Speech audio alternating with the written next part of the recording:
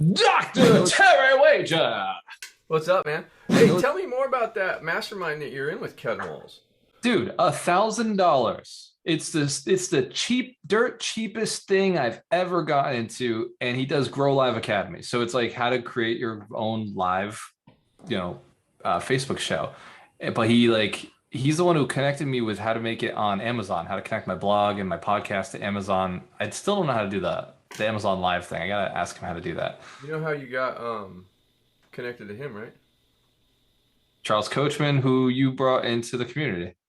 Yeah. Yeah, Dorina told me. She keeps me aware of like where people come from. Um, so when is that thing that you? It's probably during our group, isn't it? It's every Thursday at 8. No, it's ironically like right after the only time I ever am a little late is like on the Thursday Boston RIA, but like I jump from straight into that to the next one. I want a connection with him. If Hell you yeah. I'll send you my want me to affiliate connect link. through Charles, but why not connect through you? Yeah, connect through me because I got an affiliate link. But if you want, I I, can I want more of like a one-on-one kind conversation. of Yeah, thing first. Yeah, shoot me but a it doesn't have to text. be I'll one on like one. It can be a an introduction. 2-on-1. Hey, I want to introduce you to my friend Terry. Yeah, man. Shoot me a text after this. Remind me, and I'll when I'm doing text later, I'll just do a little quick response. Can I do it now? Because I'll remember now. All right, that's a good idea. Yeah, man, that was cool. Hey, man, like this thing is getting out of control. Between Doug and Ken, I'm pretty sure I could choose any speaker that I want at the summit. But Mike Gabriel's got me You hunting for do you guys. do realize also that our coach Mitch trained for Brian Tracy for like years. I know They're that. very very well connected and close. He went up against 40 different speakers, sales speakers, kind of things, and won the thing that Brian Tracy was running. Nice. And so yeah, and then he actually taught Brian Tracy's program for I think what 10 years, 12 years, Oh, something like nice. that. Yeah, And I gotta learn a little bit about Brian Tracy. Like he was What just do you kind of like not an know old about name. Brian Tracy? He was an old name by the time I got into sales. Like I hear his name all the time, just never got into any of his stuff. Okay, so I'll be honest, I never really did either. Oh, well, that doesn't help, but it's on my Grant to-do Cardone list. Like, was the one that really got me going in the direction of sales, and you introduced me to Sell or Be Sold, but same, yeah. yeah, I don't know. But then when we learned about Brian Tracy, I think I have like most of his program stuff and his books and stuff like that. Hell yeah, man. All Hell right. yeah. We connected.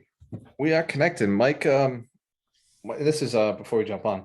Mike suggested reaching out to influencers who have lists, organized people who Oh, have absolutely. lists, like Absolutely. affiliate marketers, Hmm. and using like some sort of referral program where it's like we already have it set up in ClickFunnels where it's just Yeah, that's the referral program you need. The affiliates that you have that are part of the community, all they're gonna do is throw their link out like yeah, some. I caught that today. I got to have that conversation again. It was That's Peter Brown. It was like, no, yeah. don't put your link out there, dude. That No, that we're that doing live calls. We're like, if a live call is good enough for me, it's good enough for you. Like, I don't mind if you do a Calendly link, but dude, don't just fucking drop the link. Like nobody's gonna just click on it. Like right. you gotta do a Well, live and call. it that's what starts to really Yeah, it makes it turn look people trashy. off of Just the like community. sale, sale, sale. Yeah. And that's actually what I was telling you about when you started thinking affiliate. I was like, we do not have a group to affiliate with right now. No, it is They going to need a turn into list or an shark audience. infested Like, fucking yeah, waters. yeah, Piranha. yeah. Don't do it. The only time so like Mark Dozos, have you met Mark yet? Talked to Mark him? is different because he understands He does affiliation. ads. Yeah. It's Mark is good. Um, I think that Kim Harvey's probably okay too, but even she tends to go back Yeah. in on herself. And it's those people that have the distribution, have, I don't even think I'm a good affiliate link for you. Yet. Well, Yet. right, because we work the same group a lot, and so that's kind of, and I mean, I do have connections, and so like Coachman, perfect. Yeah. But That a lot of that's going to rely on Mike's funnel too. I think all absolutely, the coaches at some point, all the coaches are going to be building out lists that they're pulling in, and it's just a matter of time. yeah, And ours is growing now. yeah, Because we're getting more TikToks and more of this, more of this, um, and so we're doing more. We're becoming more visible, but it's really, I and think it's dude, like, I wish somebody gave me this advice when I started. It's pick one channel. I literally just I had to remind myself of this yesterday. I was watching a TikTok and the guy said, "You want to make $1 million? Don't do what everybody else does. Everybody else will pick 7 different channels. They'll do emails, they'll do Facebook ads, they'll do YouTube ads, they'll do one funnel. uh, Yeah, one, influence. one funnel. Yeah. Well, even the one funnel is literally one opening source. Like Right, get one really good channel. at cold email or get really good at Well, right. it's kind of like you have a funnel, and then when you have your social media, you have a bunch of different small pieces going into the funnel. That doesn't work. You got to have the big funnel. And And I social think I media think ours is requires going to end up being LinkedIn. Right now, we're on Facebook, oh, and LinkedIn is huge. Yeah. but because of the business aspect, and I'm actually going to be making an appointment with a LinkedIn guy who's in another group that I'm in, um, and so yeah, it's Yeah. One, it's just like you just got to pick one way to bring them in and then run it. And you can almost have one way to bring them in and have one person managing each one of those. So you could have, multiple as long as there's one person who's like sole job is this, but they've got to generate the leads. Like, with Mike right now, like that's been a long time. I've spent a lot of money on that particular funnel. But, once it hits, it's hit, and it'll be right. profitable. It's like having a refrigerator that's on the fritz all the time, and then once you get a real good refrigerator, you don't have a problem. Yeah. And so, I mean, I think that's the big thing with all of this is the amount of money that we're spending, the amount of time that we're spending right now, because we've spent a lot of money with Mike getting things worked out. And Oh yeah. I think he's more working his process out with us than actually getting us rolling the way we wanted to. But it's going to be well worth it because he's also indebted to us. Yeah. And Which so, helps. well, it helps, and what it really is it's the same thing that I've been doing with Generator in its entirety. Because what I really see Generator is doing, and you're a part of it, whether you know it or not, is it's really I'm building an agency that's able to go and help out all kinds of different things based on the talent that I bring in, connect with. And so that's, and you're just the beginning of my funnel. And when I say just, I don't mean just, but No, I don't, I'm not diminished in any way by it. it's a huge piece that starts to really become a bigger and bigger and bigger thing. So we can go to LinkedIn and go, hey, we have a body of evidence that we are amazing, that we help people grow. We work with brokers, and we're building teams, and we're doing this. We could build your team too. We got this specialty and this specialty and this specialty and this specialty, and it Exactly. all kind of coalesces. Yeah. Exactly. That's like the premise of Alchemist Nation. Like that's what it's all about is, in the beginning we were focused on one thing because you have to focus on one thing. But slowly over time, as we bring on the right talent who can, bring in certain Well, and I aspects. think that the truth is in the beginning we were focused on what's going to work, Yeah. and then we started to get trends and see it. So let's focus on that. Now, once we get that and we're really good at it, hey, you know what? We're helping brokers get their agents to sell better. By the way, we can help your agents, your brokers to sell better too. We can Yep. help yours over there too. What about marketing? We got a whole department. There's Whatever marketing, there's sales, there's you got service agency, there's problems, we can help lenders. you with Yeah. that. And that's what the premise of generator is all about. What do you want to generate more of? Sales, leads, service, recurring Income. customers, Exactly. teams. You want to generate a better, stronger, high performance team. I You like it, just man. want to generate the life that you're looking for. You're getting that clear vision. You're really starting to look at the scale, and almost it's like you're pulling yourself out a little bit so that you can look at the business on the business instead of being in it every day, which is Yeah, powerful. and now the Suzanne heard one of my build your business profit. She's like, you don't need any help with that. You need help with calls to action. So that's what I really want to focus on with my next week or two is the calls to action. I'm not saying that I'm a perfect speaker by any means, by the way. I know I None of need us are. but None of us are. but We're still growing. the right and the speaking is good. Now I need the calls to action and the bumpers on ideas kind of thing. But other than that, I'm feeling pretty good about it. Hell yeah. And and you can't beat yourself up on the CTAs either. Like for weeks on the 52 weeks, all I had was people who'd already jumped into the program. So it's like, well, fuck, like it comes down to a lot of times if we're not converting, it's just we need to get people in there, like so you can't beat yourself up like on that conversion because you convert. Like of all the coaches, you convert. Like you don't have this. I wouldn't say there's any kind of weakness on the CTAs. It's it's the quality of the room. If it's a It's drained really room, it's not the like CTAs in one-on-one or small group kind of thing, but more in the talk. Um, I'm so focused on the talk, I don't think about this is a good place to put a call to action. yeah, This is a good place to bumper it, and then call to action. yeah. Seed So the product, CTA, yeah, soft sell, then shift into some of the different ones. Yeah, and I mean, I do create an interest in talking to me more, so that's a good thing. And a lot of people message me after that, and I don't know what it is, but side note, I have had about 200 people trying to friend me on Facebook over Facebook Messenger in the last 3-4 weeks.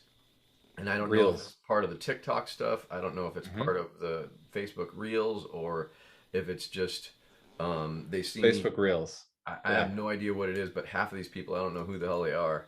And then if they have enough of a number of friends that I have in common with you or with somebody else like Morrow or somebody, I'll friend them. But if I get like they know one person I know, I don't friend them. Yeah. Let And like, them or if they're add people the first. the girls that show up and like, hey, love you long time. No, no. No. Yeah, if they got no profile, it's like, yeah, you're not gonna expand the mission here. Like so you just kind of weed through it. It's one of the pains of growing as an influencer. You'll see you just yeah, it's one of those things where it's like you still have to friend people and like but you have like you'll end up having to purge every so often. Anytime I hit that 3,000-4,000 mark, I'm like, okay, like remove 1,000 because I know 1,000 of these people just aren't doing anything. Yeah. But it's really tough. I've unfriended people and they're like, hey man, you unfriended me. It's like, well, fuck, like you never message me. Like we never talk. You don't like any of my Do they posts. do they know when you unfriend them? No, they find out like I'm like, dude, I did that like 6 months ago. Like, you didn't even notice. Right.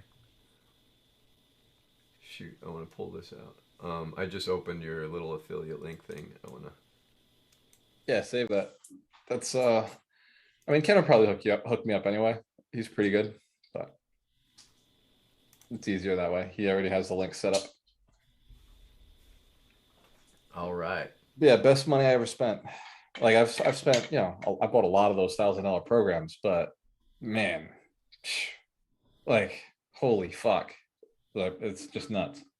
Yeah, and I think the cool thing that is really becoming very clear to Christine and I, because I mean we're in a number of different groups with Suzanne and things like that. That these millionaires that were can't touch them is like no, they're just like us. They've just been doing a little bit longer, and just like us, they're open to feedback. They're open to new ideas. They're open to uh, saying yes. Really? Billionaires are like that. Like Ramey's on the call. He's been on 2 times because he likes that we ask questions, and like he's always got great answers. But it's like he's a fucking billionaire. A billionaire is a billion is 1,000 millions. It's a million Are you a sure it's thousand not 100 times. million? Yeah, 100 million is just 100 million.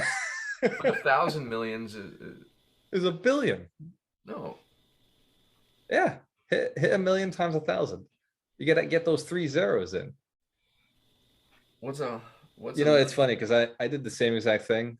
I wasn't sure how many it was until I did the math. I had to go put it in the calculator. But I said the same thing. I was like, yeah, a billion's 100 millions. No, that makes 100 million. I got one E9. I don't know what that means. Oh, you got an iPhone. Android will go all the way with you. Let's try it again. Here, I'll put it in my calculator on my computer. Oh, you can't share screen. Oh yeah, you can. Here we go. Check this out. We got the 1,000. Now we'll go with the If you million. turn the iPhone sideways with the Does it? calculator, Oh, there you go. No shit. Well, there's the feature right there. So how yeah, about that? 1 million times 1,000 billion, All right. which is nuts. Like when you think about just sheer size of it.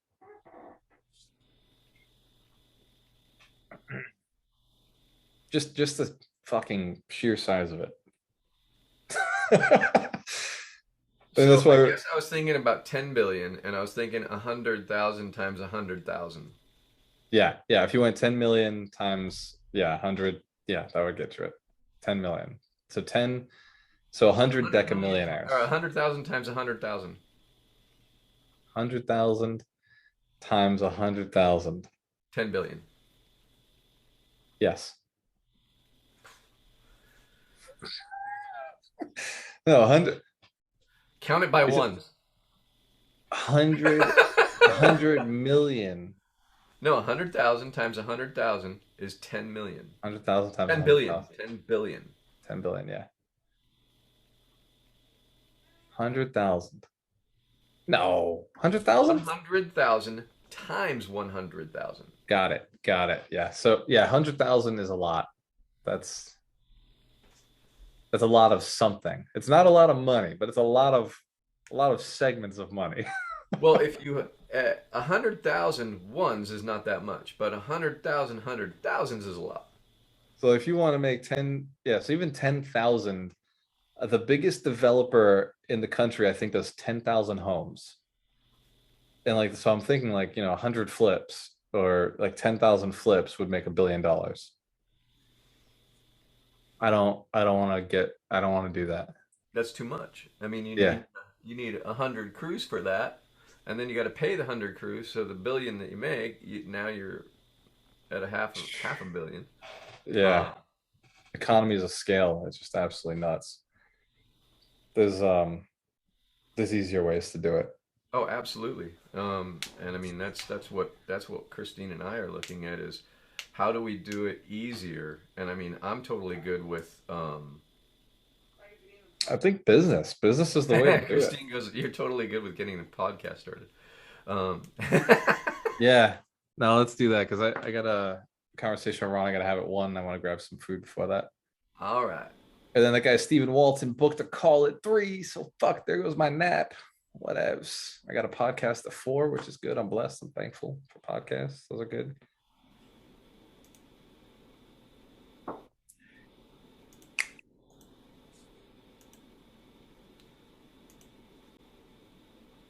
Yeah. So wealth principle 51. Welcome back, Terry Wager, Generator Coaching, Gualter Amarillo of Alchemist Nation. We're here talking about business principle 51, which is, what is it again? Learn to fall in love with solving problems for people and getting rich doing it.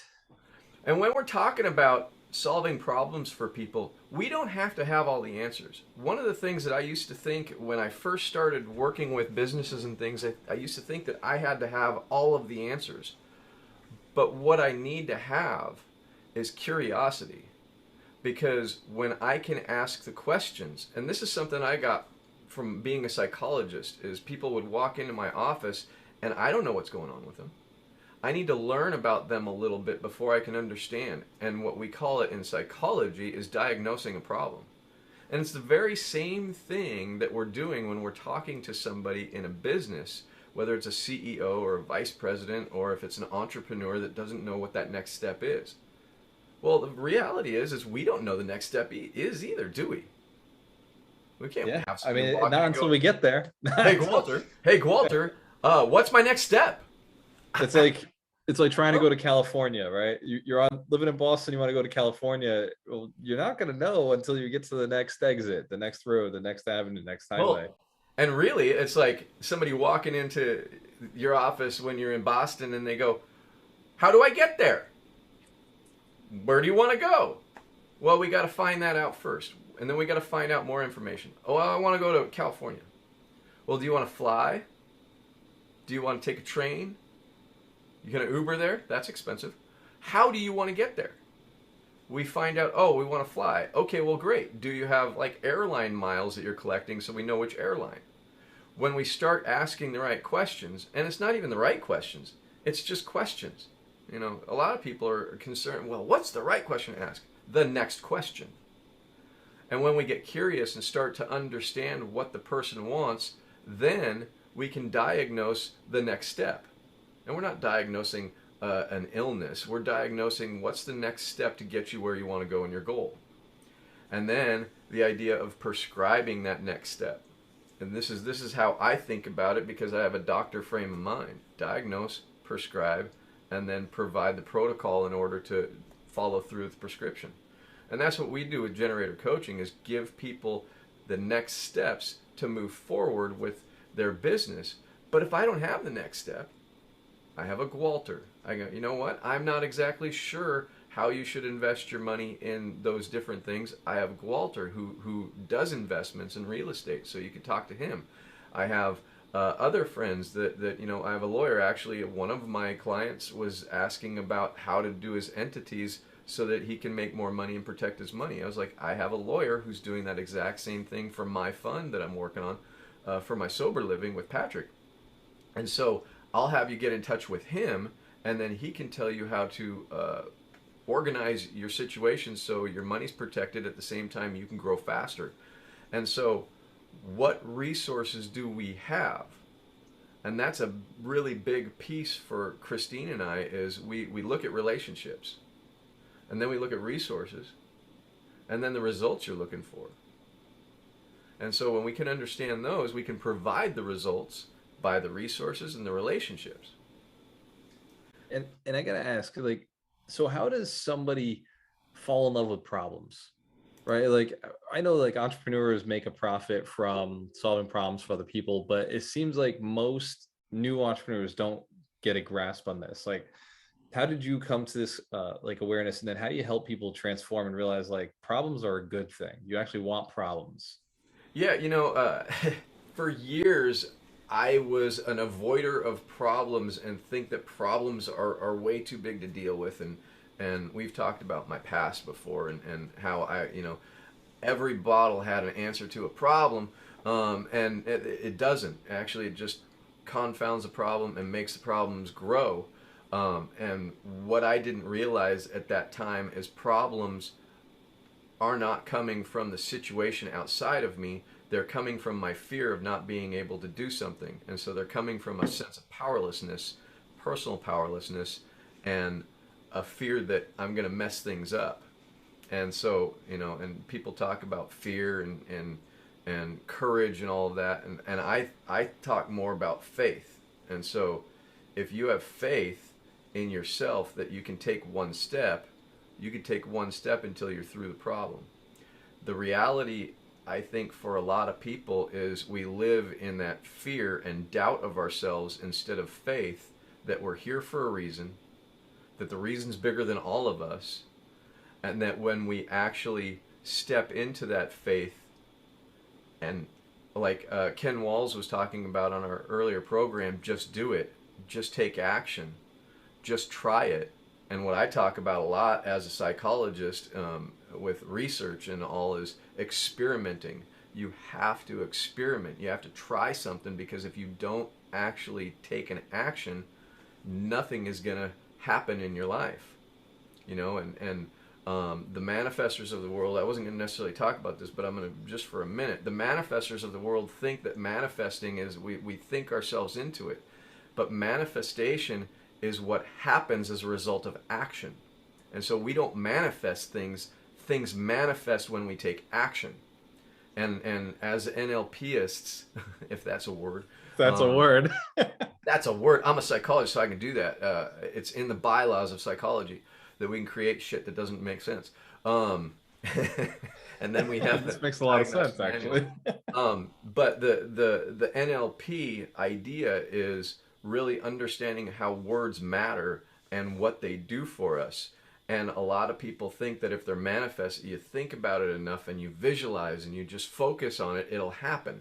But the problem with that is manifestation is all about taking the right actions to have something manifest, and as a result it shows up. Because manifest, if you look it up in the dictionary, it means showing up. It shows up. Something manifested. People's symptoms manifest in this way, that way, this way. People's failures manifest in this way, this way, this way. People's successes manifest this way. And so manifest is how it shows up in your life. And people think that, well, I can manifest. No. Honestly, you heard it here first. Maybe not first. I'm not the first one to say it. But that's freaking magical thinking. And magical thinking is just this close to psychotic. When we think magically about it, what we're doing is we're hoping and wishing for something to happen instead of taking action. And so I made a joke a number of months back now, and I talk about manifest action. We got to take action. We got to take fast action. And then after whatever manifests, whatever shows up, then we can alter our course to know where we want to go. And speed. Speed to action. And that's what we talk about. Generator being the bullet train. We talk, hell yeah, change my shirt. And we talk about generator being the bullet train of action, because the fact of the matter is the more you take action, the more you experiment, try something, and then alter your course based on the results, the faster you can get rid of the things that don't work, and the faster you can get more of the things that do work happening for you.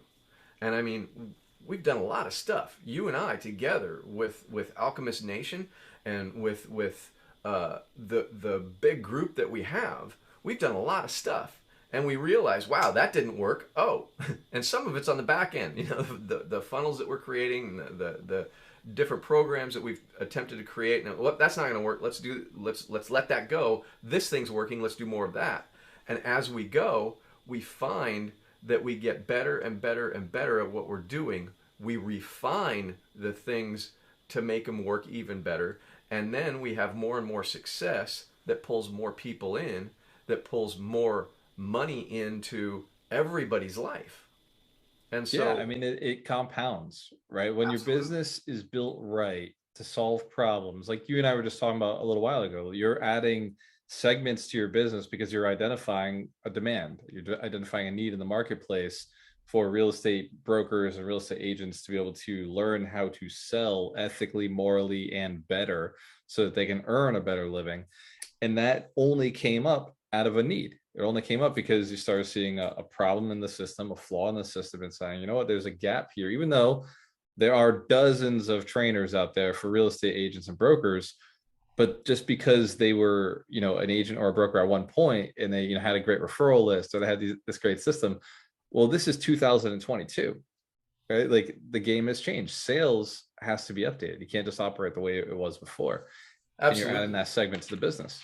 Absolutely. And sales is one of the biggest things that we got to look at. And one of our coaches, Christina, my coaches, I sought him because I kept getting taught, and I'm a psychologist, and what I've done for years is when somebody walks in my office or somebody walks into my sphere, I start to explore what's going on with them and assess to really understand what level of help they need, what kind of resources they need, what kind of resources they don't have, or what kind of resources they're using that aren't resources, but they're actually detracting from what they're doing. You know, whether it's a old thought from scarcity, or if it's an old pattern that's just getting in their way, and they end up stuck because of that.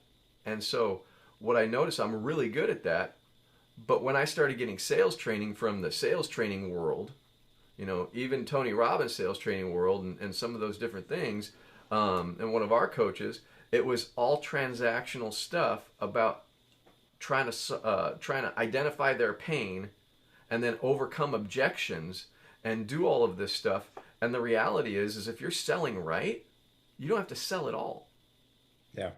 What you have to understand when you're doing sales is that person has come to you and started talking about what's going on because they have something that they don't like in their life, or they want more of that they have. You know, there's people that want their business to get better because it's not doing well, and then there's people that want their business to get better because it's doing really well and they want it better.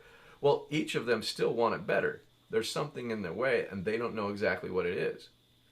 And they would already have it better if they knew what that thing is, right? Absolutely. Like if they knew what it was, they have already fixed it and would have already done it. They have what they have because that's their limitation. That's their capacity. Absolutely. And the reality is, and we talk about this a lot in our sales training, and when I'm working with my clients one-on-one, I talk about in the group doesn't get it quite as much. It's a little more diffuse, but when it's a specific thing, it's like, okay, what you're really wanting to do is not just look at the blind spot, but help them to see where their blind spot isn't a blind spot, but it's an ignoring spot. It's like they know about it, but then they discount it. It's like, for example, there's this one guy here in my hometown that bought a water company, and he had all of these bidets, right? And at 2020, when there was the run on the toilet paper, which is just freaking ridiculous, he's got all these bidets. And 2 weeks before that, he's like, I need to just get rid of these things. This is terrible. They're stupid. Nobody really wants them. Nobody cares about them. And then, you know, so he was seeing them as a problem, right? We talked about problem before. Opportunity. Problem is an opportunity. We don't see it because it doesn't make sense when we're looking at it in the future. But when we look at it, okay, how could this be something? It turns into an opportunity. But most of us, what we do is when we look at it, we discount how valuable it could be to somebody else because we're looking at what we value instead of what they might value. And this is a huge piece that nobody thinks about, is what I'm selling is not what you're buying because you value things different. And so as soon as the toilet paper went away, all of a sudden, these bidets quadrupled in value. Amazingly. And he had hundreds of these things. Well, it carried his business for about 9 or 10 months, fulfilling bidets until the toilet paper came back. And it was a new thing. And so that problem became an opportunity, but he wasn't aware of it because he was negating it or he was ignoring it as a possible way to make money. Yeah, and so, that comes to like just a marketing or a sales or a business strategy of repositioning. Sometimes you have a great product, a great program, a great course, whatever it may be, but you just have to reposition it, package it differently, and put it in front of the right audience. And suddenly it sells. Absolutely. And so the question that I have for people is, where are you ignoring possibilities in your situation? In your business, where are you ignoring areas that you can grow, areas that are gold that you didn't realize? Because they're there for everyone. But our eyes aren't on them. And that's one of the big things that I think consultants are really good at, because they're walking in from the outside so they can see it in a different light. And so we bring our way of thinking about it, But if I bring my values into a situation and I start trying to say what I'm doing and what value I bring to you, I messed up. Because I don't know what you value and I don't know where you want to go. And so we have to have that conversation about what you're looking for. And it's got to be from a place of curiosity. Because once I can understand that, I can go, oh, what you really sounds like you could use is a lawyer to be able to walk you through that stuff. Or what I think you could use is a distributor. You know, I have a friend in New York that has a big connection to distributors. And then, oh, what I think would be really good for you is an investment community. We have somebody that you might want to talk to. And so when we're looking at solving people's problems, it's not about solving the people's problems. That's like the end step. That's the result. Problem solved. But what we really want to do is we want to assess the problem. We want to assess their level of readiness to solve the problem, because sometimes they're not ready. Truth. I with my spouse, every so often she'll come over with a problem and I'll be like, well, Dorina, this is how you solve it. And she's like, you don't listen. Right, right. I think it's because I tried to solve the problem too fast. Mm-hmm. You know, had I given it 3 hours Mm-hmm. and then came back as a thoughtful human being, it would have been like mind blowing that I thought about it and I was caring. But in the moment, sometimes people just need to get it off their chest. Well, and the funny thing is the time from problem to solution can be 10 seconds. It absolutely can. Even in the situation where you didn't listen. Yeah. We didn't listen right. Because it's not that we didn't listen, it's that we didn't connect to the emotion and have that emotional identification. And this is where I shine. Because the fact of the matter is somebody comes to us with a problem. As we assess the problem, that's a head thing. That's a technical thing. That's a tactical thing. But the problem isn't the problem. The emotion is the problem because we're triggered. And so if we can identify, wow, you're feeling invalidated right now, or you're feeling powerless right now, or you're feeling misunderstood. And I wouldn't necessarily say it that way, but in my head I go, okay, that's what they're feeling because that's what I would be feeling. And then we connect on the emotional level. It sounds to me like you're feeling really powerless right now. Am I correct there? Oh, yeah, I am.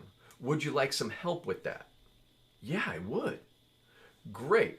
Do you want to talk more about the problem right now? Or would you like to move to solution? Well, if you can move to solution, hell yeah. And so we can actually move into solution much faster when we can connect emotionally around it. And it can be 10 seconds. It can be 15 seconds. But it has to do with identifying the emotion much more with coming up with the tactical problem. Because reality, and this is something that people really need to get, is when you have a problem, say, Gualter, if you have a problem that you see as a problem and not an opportunity, and I come and go, that's not a problem, I just invalidated you. Yeah. I made you feel stupid. I made you feel doubtful of yourself. I made you feel doubtful of my motives. And what do you say all the time? Cheers to success when you have a choice. Always work with the best, the best, the best. The best.